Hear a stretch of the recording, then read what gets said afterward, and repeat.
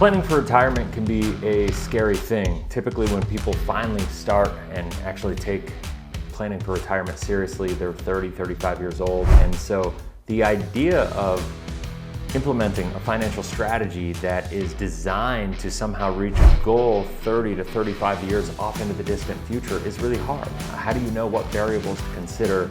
How do you know what elements and what you need to be focusing on from a control and execution perspective to actually achieve the desired goal successfully and predictably? And so what I'm gonna do in this video is talk about a new way to think about retirement. I would encourage you to stop thinking about retirement, and we'll get into this video. I'll explain why, but I encourage you, if you haven't already, subscribe and hit the bell. That way you're notified every time I launch a new video, because I got videos on personal finance coming out every single day, and I think there's not a place on the internet that gives more value than what we give right here. So let's go.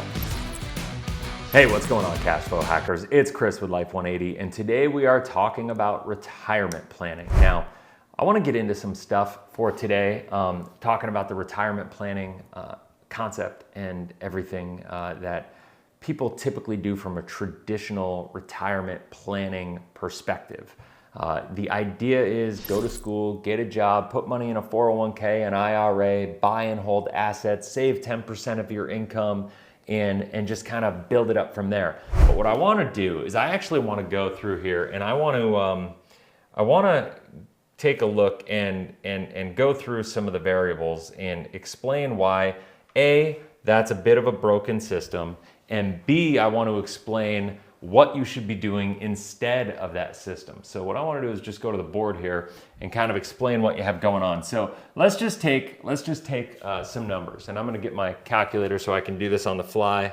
As normal, I like to do this on the fly. That way it can be authentic and real. I don't want it too scripted out. So let's take a 30-year-old earning $100,000 a year. So what are the variables? If we think about this, the goal here is to retire.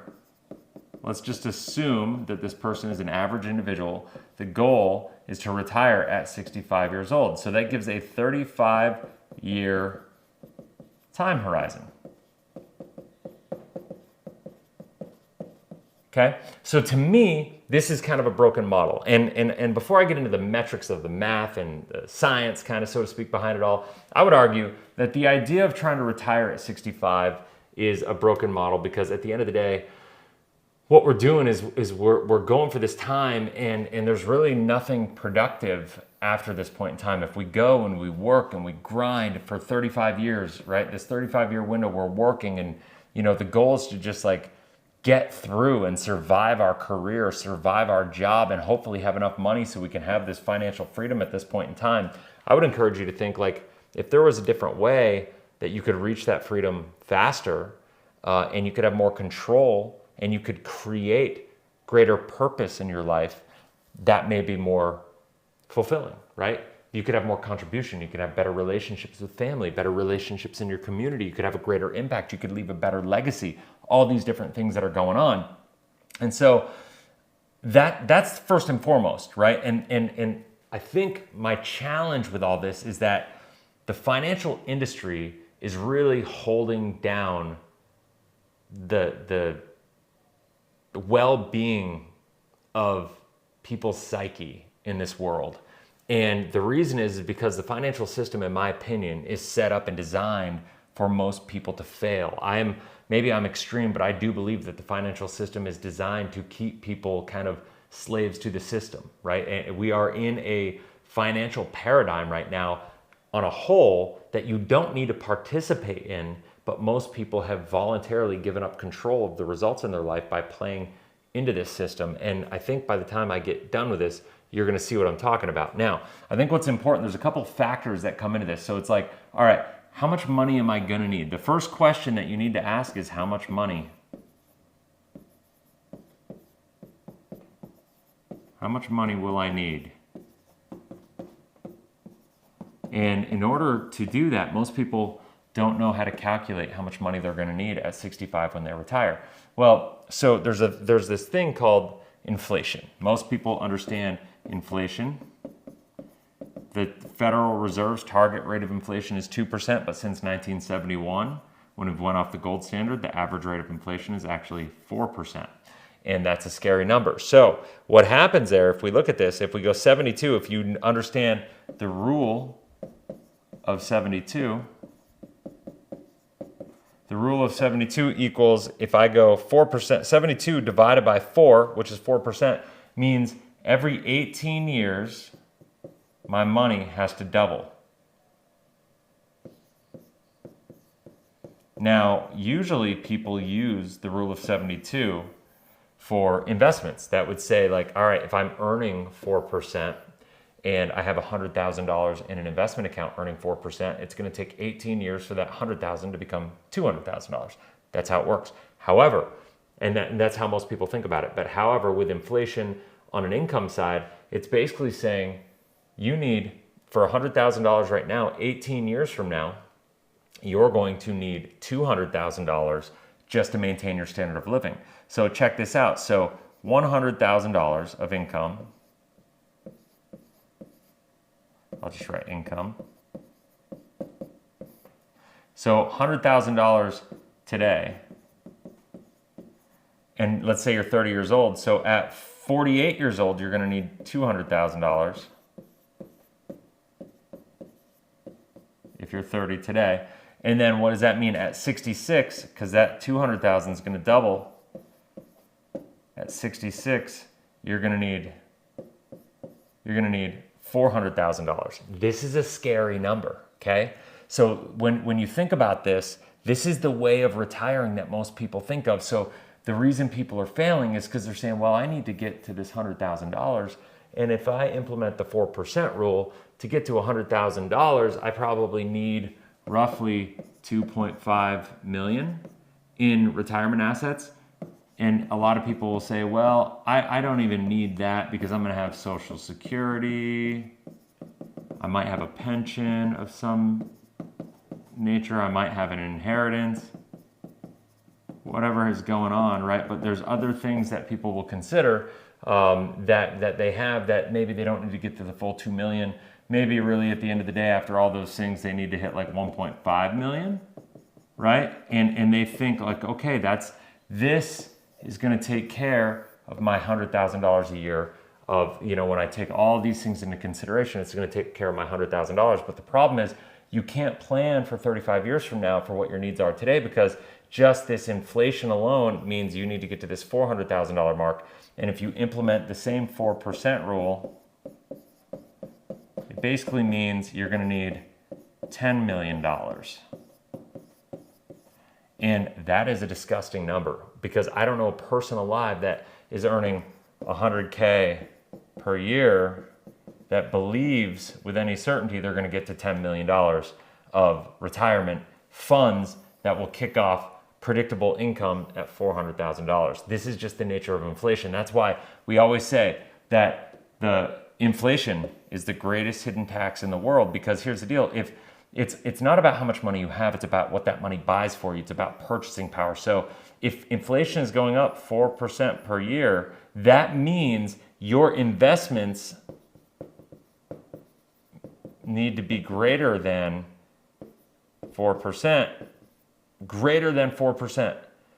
just to keep purchasing power every single year. And if they're not, you're going backwards, right? So when you have 8% of returns on average per year, which is what they say the S&P 500 does, it doesn't mean you're actually gaining 8%. You're actually, in that scenario, only gaining 4% on a purchasing power basis. And so that's why you're having a hard time kind of keeping up. So the goal is to get to this $400,000. This is a broken system. Now I know this is a long intro, and this is me saying, hey, this is what is wrong with the system, and we've got to talk about the new way of thinking. And I am a big believer that the human brain will only allow you to put 100% of effort into something you believe with 100% certainty you'll be successful with. And I think that a lot of the reasons that people are struggling, and people are not even saving enough, people are not acting as their own best advocates for their own retirement, is because intuitively you understand and you feel the vibe and you feel the pressure that like, hey, I know I'm making this money of 100K right here. I don't know it. Maybe you couldn't, before watching this video, explain all these numbers, but your intuition told you like, there's nothing I can do to win in this game, right? Like, and I can't tell you how many people I've talked to that feel that way. So what I want to do is I want to break it down a little bit differently. I want to break it down and I want to say, listen, if you're making $100,000 a year, let's break it down differently. Let's look at $100,000 a year and let's say, all right, that 100,000 divided by 12, you're looking at, it equals $8,333 per month, right? That's what you're looking at. So what we need to do is start saying, all right, if we were to save out of this $100,000 a year, let's save $10,000. Let's save just 10% of that per year. We're gonna save $10,000 per year. I would argue that if you could save $20,000 per year, you're doing better. And I think most people could get to the place where you can save 20% of your income if you eliminate debt, and if you need help eliminating debt and making your life more efficient. We have a debt elimination program. You can go down and set up a free consultation with one of our debt consultants that can help walk you through how to eliminate your debt in the most efficient way. That's one of my favorite things to coach people through, because I think toxic consumer debt is one of the greatest crippling elements going on in this country that's keeping people slaves to their money. That said, let's just assume we're going to focus on this $10,000 number. If you save that $10,000 number, you have to be willing. I'm a big believer you can't solve long-term problems with short-term thinking. You have to be willing to go slow to go fast, and you have to be able to save money with no risk. Save money to build your financial foundation before investing. If you invest before saving money, you're really not an investor, you're just a speculator, right? And I think that's a really important concept to understand. And I've got a lot of other videos on that. If you're curious, leave a comment in the comment section below. I will link you to other videos that will coach you through that, right? And so what we have here is when you see this $10,000 a year, so after year 5, let's just say, you know, you should have like, say, $55,000 after interest. You know, if you put it in the right kind of account, you'll have about $55K. You will have saved 50. You'll have a little interest. It's not a great return. People look at that and be like, that's not very good at all. You could get a better return elsewhere. But I'm talking about doing this on a guaranteed basis. That's the key. You can't take risk with your savings. That's the biggest difference between saving and investing, is just the function of risk. And so now what do we have? We have this $55,000. Now we can go and we invest, leveraging this without taking a lot of risk. We're going to invest in things like real estate. We're going to invest in things like businesses. Maybe it's a Turo car. Maybe it's a couple Turo cars. Maybe it's another business that you could do. Maybe you do hard money lending, right? That you can leverage in a lot of different ways, and you can get better returns and you can amplify the results. All the while you're going to continue saving. But the bottom line is, what we're going to do here is when we invest this money, we're going to invest for cash flow. Now, here's the deal. The reason people don't like this is it takes a little longer to get moving, because before you can start investing for cash flow, you have to save up this money. And people, unfortunately, have this microwave mindset, and they don't have the patience to think about the strategy and to implement the strategy that will help you execute on cash flow. And so, but here's what I want to encourage you to think about. Let's go back to the old paradigm here, this $10 million. I don't know a person alive that believes with 100% certainty that you could pull this off. People earning $100,000, you've never seen $10 million in your life. You don't know what $10 million feels like. It's not real to you. You are not going to be able to convince your subconscious that you can get to that number. And so you're going to self-sabotage in ways that you don't even know you're going to self-sabotage. But if we go over here and we go, wow, what our real objective is to replace this $8,333 a month. Now all of a sudden, you have a chance of success. Why do you have a chance of success? Because you believe you can be. And I'm not talking about you consciously believing in this Tony Robbins stuff. And like, 'cause listen, I love Tony and I love all that stuff, and I'm all about the law of attraction and all that stuff. I'm talking about your subconscious. I'm talking about you deep down believing that you can actually be successful. And the reason I know you believe you can is because you've actually experienced it. You have that amount of money going through your life every single day. Now, there are other every month, I should say. There are other elements to this. Yes, you're going to have to learn skills to build cash flow. You're going to have to understand how to invest in real estate, how to invest in business, how to do hard money. There are skills that you're going to have to learn, but if it's worth doing poorly until you're good at it. It's worth taking the time to invest in yourself and learning a skill and developing yourself. And so the whole idea here is when we take this 55, let's say 5 years in, at the 5-year mark, you're gonna feel like you're behind you're not keeping up with the Joneses, so to speak. The people that you're working with that are doing this other investment strategy, you're gonna feel like you're behind them. But at the end of the day, now you go invest in real estate. And you, at year 5, you take the 55K, you get your first real estate property. You take that kicks off maybe $400 a month positive cash flow. Okay? And what happens is you're gonna keep saving money. And now while you're saving $10,000 a year, right? Continually out of your active income, out of this $100,000, right? This $100,000, you're saving this $10,000 a year in active income, right? But now this $400 a month adds in $4,800. So now what do you have? You have $14,800. So now all of a sudden you are doing this and there's a lot less risk, not to mention when you do real estate, the tax breaks, the tax advantages are gonna be amazing. And so you do that. And then before you know it, a couple of years later, you're able to take that 400 and that $400 a month, now you got 14,800 going per year. That $400 a month becomes let's say $1,000 a month. So now instead of 14,800, you got another 600 a month going into it. That's 7,200. You're over $21,000 a year that you're saving, right? And so now when we break this down, what's going to happen is let's stop thinking about the totals now, and let's just start thinking about all right, I've invested for cash flow and I'm going to let that cash flow compound and I'm going to keep investing in other cash flow assets. And the goal is to compound that cash flow. So, year five, I've got $400 a month.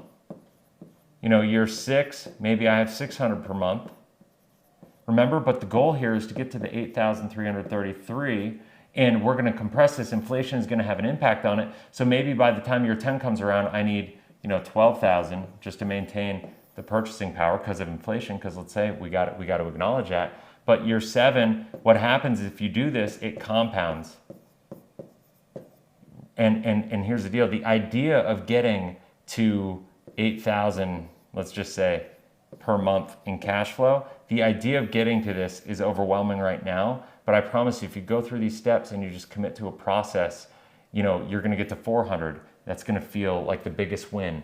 Then to get to 600 is not going to seem like so much of a leap. To go from 600 to 1,000 is not a leap. 1,000 to 2, 2 to 4, 4 to 8. It's just doubling and repeating a process and scaling up a system. But what you need to do is stop investing for accumulation, start investing for cash flow. And that is the reason I wrote my book, Cash Flow Hacking. It's the design to teach people how to invest for cash flow, how to take a 35-year window that people mostly focus on for retirement, and they work and they grind. They typically get to the end of the rainbow without enough money to be able to maintain their standard of living. And so you lose your dignity, you lose control of your life, and ultimately the system is set up for you to fail.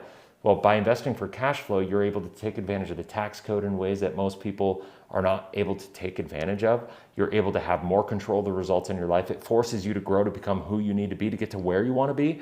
And ultimately, you can achieve your desired results and achieve retirement. I hate that word. I would say reach freedom, reach financial independence, reach control of your life faster.